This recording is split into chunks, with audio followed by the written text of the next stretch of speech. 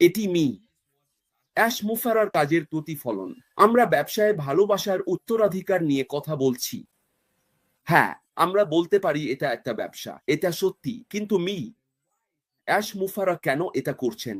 আজ আমি অথচ এ নিয়ে কথা বলেছি। আমি বলেছিলাম এটা প্রযুক্তির চেয়েও অনেক দূর এগিয়ে যায়।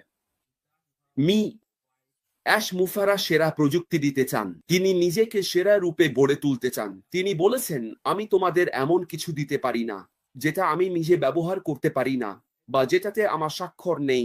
এমন কিছু যা আমি নিজে গ্রহণ করতে পারি না, সেটা আমি কাউকে দেব না। তাই তিনি সেরা উত্তরাধিকার রেখে যেতে চান। যখন আমরা নেলসন ম্যান্ডেলার কথা বলি, নেলসন ম্যান্ডেলা একটি অসাধারণ রেখে গেছেন। আমরা কখনোই তার কথা ভুলতে পারবো না। মার্টিন লুথার কিং, তাকেও আমরা ভুলতে পারি না। ভারতের ইন্দিরা গান্ধী, এরা সেই মানুষ যারা কিছু রেখে গেছেন। তারা নিজেদের সীমানা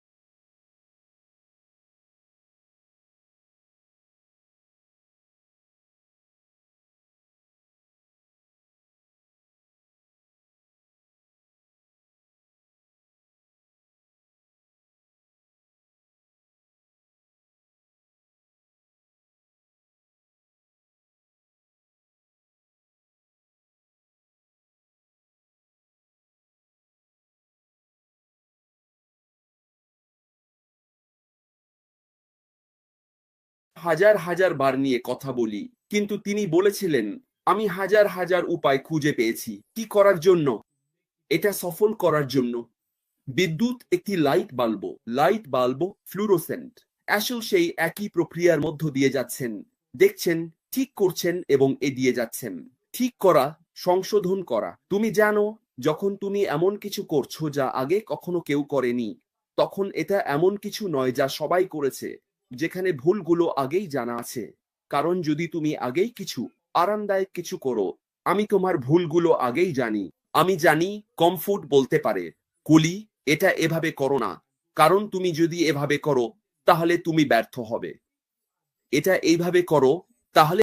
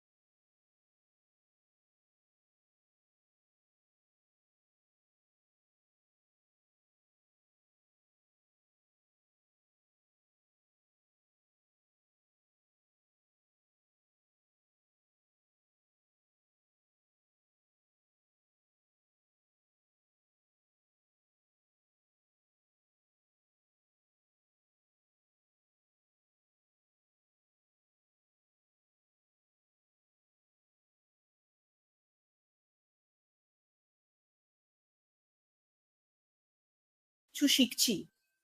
কারণ আপনি যেখানেই থাকুন না কেন, আপনি সেই অবস্থানে নেতা। এটা হতে পারে মা হিসেবে, হতে পারে গির্জায় বোন হিসেবে, হতে পারে কর্মস্থলে টিম লিডার হিসেবে, এটা হতে পারে সাধারণ একজন মানুষ, হয়তো সবচেয়ে কম গুরুত্ব পাওয়া কেউ, কিন্তু তারপরও আপনি নেতৃত্বের অবস্থান থেকেই আসছেন, কারণ আপনাকে নেতৃত্বের মানসিকতা নিয়ে চলতে হয় যাতে আপনি সঠিকভাবে কাজ করতে পারেন, বুঝলেন? তাই আমরা শুধু অ্যাশকে প্রশংসা করতে আলোচনা করছি না, বরং বলছি আমরা তার কাছ থেকে কি শিখছি এবং কিভাবে এই শেখা চালিয়ে যেতে ও চর্চা করতে পারি যতক্ষণ না আমরা অপেক্ষা করছি, কারণ যে কেউ প্রাইম টাইমের জন্য প্রস্তুত সেই এখন থেকেই চর্চা করছে, তাই তো? আরো অনেক কিছু, এটা অনেক কিছু, অনেক কিছু আমরা অ্যাশের কাছ থেকে শিখেছি। জানেন তো তাহলে কি ছিল সেই অনুপস্থিত? জানেন তো আসলে কি অনুপস্থিত ছিল? জানেন তো অ্যাশ আসার আগে অনেক ব্যবসা, যেমন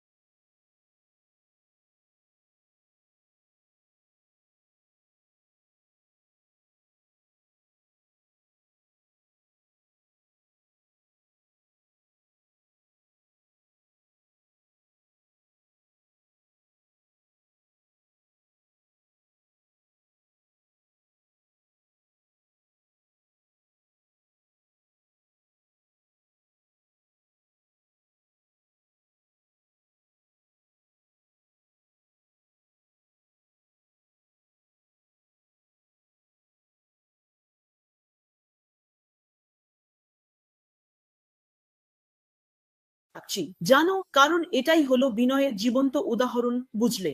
আর তুমি কখনো ভুল করো না যখন তুমি সঠিক প্যাটার্ন অনুসরণ করে কিছু করো, বুঝলে? সে শুধু প্ল্যাটফর্ম নয়, মানুষ গড়ে তোলার পথ বেছে নিয়েছে।